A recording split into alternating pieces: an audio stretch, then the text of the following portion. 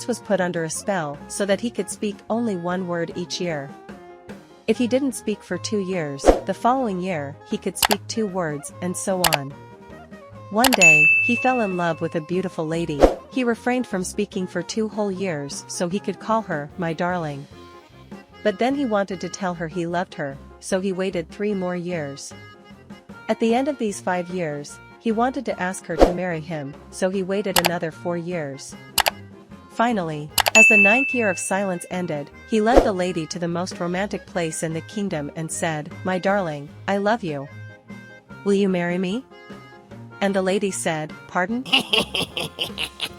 A man during his night prays asks God, "Oh Lord, why you've made women so beautiful?" God replies, "So you can love them, my child."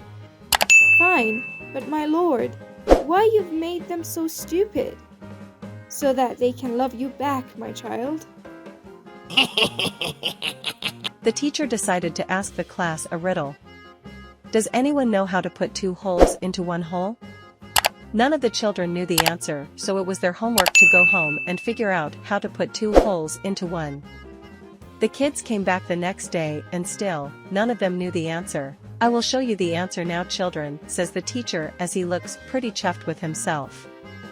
He proceeds to hold his pointer finger against his thumb, making a little ring. He then puts the ring he made with his fingers over his nose and says, "Look, here is the hole I made with my fingers, and it is covering the 2 holes on my nose." All of the children are very impressed apart from little Johnny, who stands up and asks, "Excuse me, sir, but do you know how to put 7 holes into 1 hole?" The teacher replies, "I have no idea, Johnny. Why don't you tell us how do you put 7 holes into 1 hole?" Little Johnny replies, "You simply sit on your recorder, sir."